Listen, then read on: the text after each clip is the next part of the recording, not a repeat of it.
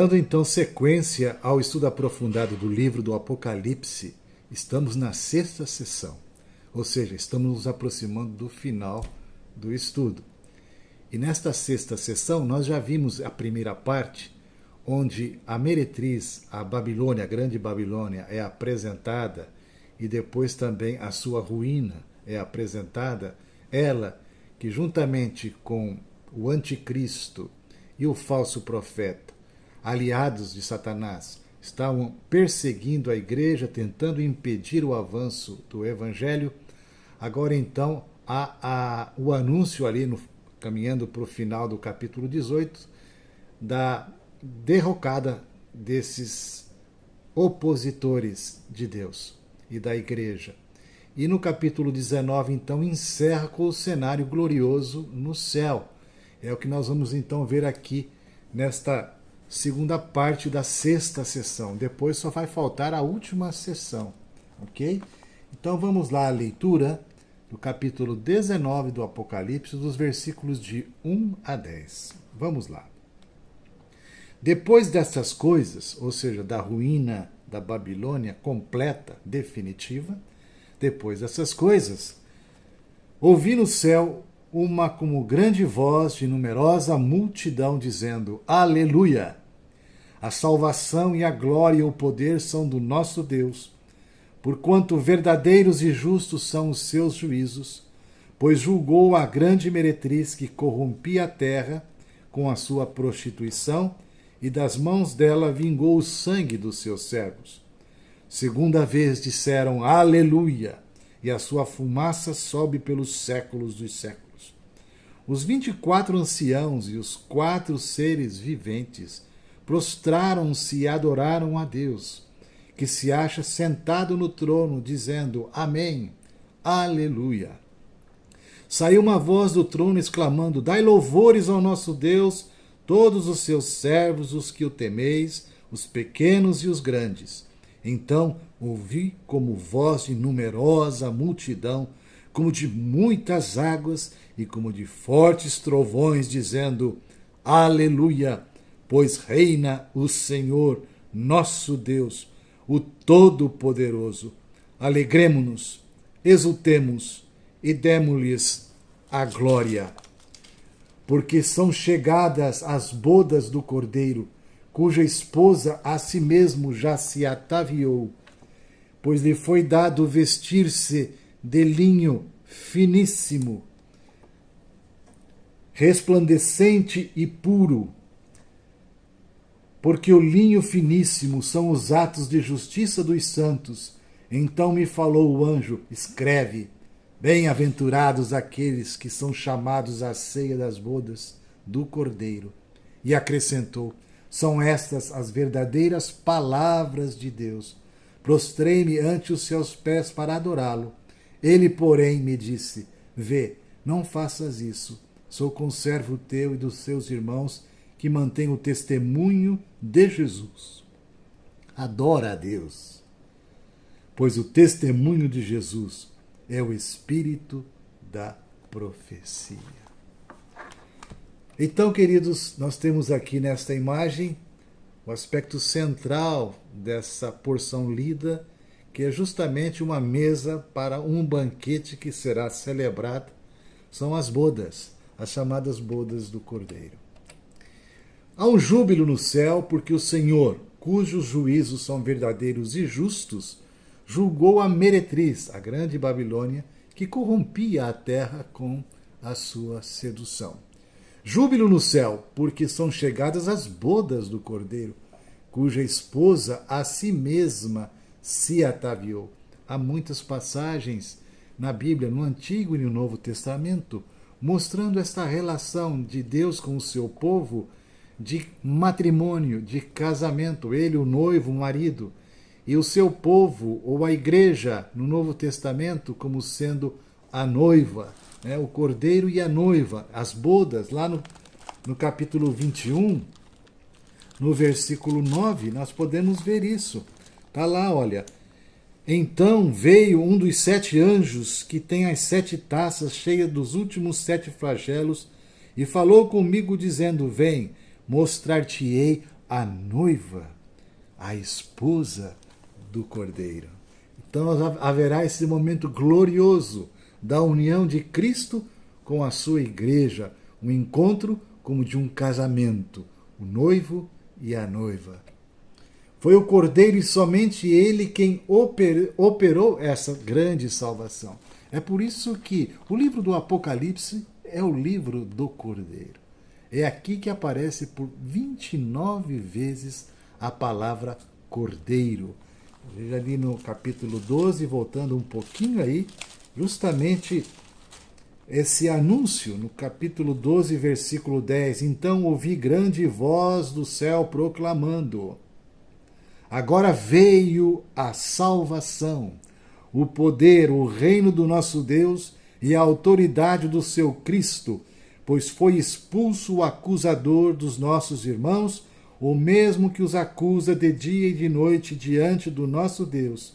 Eles, pois, o venceram por causa do sangue do Cordeiro e por causa da palavra do testemunho que deram, e mesmo em face da morte, não amaram a própria vida. Eles, pois, o venceram por causa do sangue do Cordeiro. Os 24 anciãos aqui descritos, já tínhamos falado sobre isso. O número 24 aqui, com todos esses patriarcas, líderes, dos 12 patriarcas no Antigo Testamento e os 12 apóstolos no Novo Testamento, eles são representativos de todo o povo de Deus, a totalidade da igreja, louvando a Deus incessantemente. O glorioso vencedor agora é visto na sequência do Apocalipse 19, a partir do versículo 21. Vamos dar uma lida, desfrutando dessa passagem gloriosa, porque este é o cenário que nos reserva. Se você crê, lá estaremos nós. Esse dia chegará e lá estaremos nós rejubilando junto com ele, o Cristo vencedor. Vi o céu aberto, versículo 11, e eis um cavalo branco, o seu cavaleiro se chama Fiel e Verdadeiro, e julga e peleja com justiça. Os seus olhos são chama de fogo, na sua cabeça há muitos diademas, tem um nome escrito que ninguém conhece, senão ele mesmo, e está vestido com um manto tinto de sangue, e o seu nome se chama o Verbo de Deus. E seguiam-nos os exércitos que há no céu, montando cavalos brancos, com vestiduras de linho finíssimo, branco e puro. Sai da sua boca uma espada afiada para com ela ferir as nações, e ele mesmo as regerá com cetro de ferro, e pessoalmente pisa o lagar do vinho do furor da ira do Deus Todo-Poderoso. O vinho na Bíblia ele tem um sentido bastante positivo. Não é? O Senhor Jesus é a videira verdadeira. Mas aqui no Apocalipse, ele tem, inclusive com algumas narrativas do Antigo Testamento, tem a ver com algo negativo, tem a ver com a ira de Deus, o juízo de Deus. Não é? Este vinho, que na verdade escuro, vermelho escuro, ele representa o sangue da ira de Deus. Não tem nada a ver com a questão do sangue derramado na cruz. É mais o julgamento de Deus pisando sobre o lagar, né? Onde fica ali o vinho, é o vinho do furor da ira de Deus. E tem no seu manto, versículo 16, e na sua coxa um nome inscrito: Rei dos Reis e Senhor dos Senhores. Então vi um anjo posto em pé no sol e clamou com grande voz, falando a todas as aves que voam pelo meio do céu: vinde, reuni-vos para a grande ceia de Deus, para que comais carnes de reis, carnes de comandantes, carnes de poderosos, carnes de cavalos e seus cavaleiros, carnes de todos, quer livres, quer escravos, tanto pequenos como grandes. E vi a besta e os reis da terra, com seus exércitos congregados para pelejarem contra aquele que estava montado no cavalo e contra o seu exército. Mas a besta foi aprisionada, e com ela o falso profeta, que com sinais feitos diante dela seduziu aqueles que receberam a marca da besta e eram os adoradores da sua imagem. Os dois foram lançados vivos dentro do lago de fogo que arde com enxofre. Os restantes foram mortos com a espada que saía da boca daquele que estava montado no cavalo, e todas as aves se fartaram das suas carnes. É muito interessante que, ao final das sessões paralelas, seja das trombetas, seja das taças da ira de Deus, enfim, existe sempre um final onde mostra algo do juízo final de Deus, com a vinda de Cristo. A batalha final também.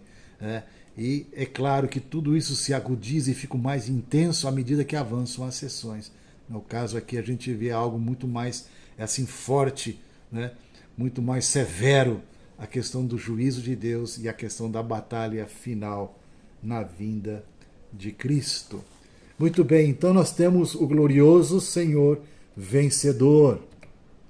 João vê o céu aberto, não apenas uma porta aberta, como lá na visão do trono, no capítulo 4, quando na visão dos 7 selos, João tem primeiramente aquela visão inicial do céu aberto, mas não apenas uma porta aberta. Agora aqui ele vê um céu aberto. Como em Apocalipse 6:2, Cristo está assentado sobre um cavalo branco. O seu nome é Fiel e Verdadeiro. Na primeira visão ali do Apocalipse 6:2, o cavalo branco ele tem não tanto a ênfase de Cristo, mas do evangelho que proclama a Cristo, porque o Senhor Jesus está nos céus naquele momento. Então é mais o avanço do evangelho. Agora aqui o cavalo branco, nesta passagem, com o seu cavaleiro, sim, aí sim é a pessoa de Cristo que sai para vencer. O seu nome é Fiel e Verdadeiro. Cristo está prestes a julgar, por isso os seus olhos são chamas de fogo, porque o fogo na Bíblia tem essa conotação de juízo. Ali no capítulo 1 do Apocalipse, nós vemos na visão gloriosa de Cristo esse aspecto de seus olhos serem como chamas de fogo. Em sua cabeça, os adornos de um rei. O manto de sangue, como eu disse, não é o sangue da cruz, mas simbolicamente de seus inimigos. Essa questão do lagar, do vinho, do furor, então fica essa borra vermelha, na verdade não é do sangue redentor, mas o sangue do juízo de Deus. Lá em Isaías, para exemplificar, no Antigo Testamento, veja essa correlação do manto de sangue. 63, os versículos de 1 a 6, diz assim: Quem é este que vem de Edom, de Bosra, com vestes de vivas cores, que é glorioso em sua vestidura, que marcha na plenitude da sua força? Olha aqui, é a passagem do Apocalipse que acabamos de ler. Sou eu que falo em justiça, poderoso para salvar. Por que está vermelho o traje e as tuas vestes como as daquele que pisa uvas no lagar? O lagar eu o pisei sozinho, e dos povos nenhum homem se achava comigo. Pisei as uvas na minha ira, no meu furor as esmaguei, e o seu sangue me salpicou as vestes e me manchou o traje todo, porque o dia da vingança me estava no coração, e o ano dos meus redimidos é chegado. Aleluia! Olhei e não havia quem me ajudasse, e admirei-me de não haver quem me sustivesse, pelo que o meu próprio braço me trouxe a salvação, e o meu furor me susteve. Na minha ira pisei os povos, no meu furor embriaguei-os, derramando por terra o seu sangue. Nós temos o Logos de Deus mencionado aqui nesta passagem com respeito a Cristo, porque Ele é o Logos, Ele é o Verbo, Ele é a Palavra de Deus eterna.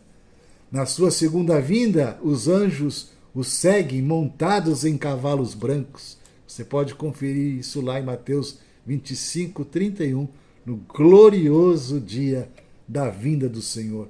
Da sua boca sai uma espada afiada, Isso você pode ver também lá no Apocalipse 1. Nessa visão gloriosa que João tem de Jesus glorificado, também vemos essa figura da espada afiada saindo da sua boca. Ele vem para reger as nações com vara de ferro. Ele pisa o lagar de vinho da fúria da ira de Deus, o Todo-Poderoso. Tem em seu manto e na sua coxa inscrito Rei dos Reis e Senhor dos Senhores. O cenário da batalha final, o Armagedon, um grande massacre, é descrito aqui, muito mais intenso que nas sessões anteriores, algo mais brando. Não há a questão de um lado vencendo e depois o outro lado prevalecendo. Não. Cristo derrota o inimigo com o sopro de sua boca, pela manifestação de sua presença. Vamos ler lá em 2 Tessalonicenses, no capítulo 2, o versículo 8. Vejam vocês. Lá diz: então será de fato revelado o iníquo, a quem o Senhor Jesus matará com o sopro de sua boca e o destruirá pela manifestação de sua vinda. Essa batalha final, esse encontro definitivo terrível, medindo forças, não haverá medição de forças. Por mais poderoso que seja o exército do universo, da Terra, do Anticristo, com toda a tecnologia, tudo isso não representa força alguma diante do Todo-Poderoso, nosso Senhor. Com apenas um sopro de sua boca, acaba tudo. Não há, portanto, uma batalha. A besta e o falso profeta são aprisionados e lançados vivos no lago de fogo definitivamente. E assim então, com esse cenário de esperança, de triunfo, de glória, glória de Deus, glória do Cordeiro, glória do nosso Senhor Jesus Cristo e todos os seus redimidos, regozijando-se, rejubilando, encerramos a 6ª sessão. Agora, falta-nos a última sessão, a consumação final. Até lá, se Deus permitir.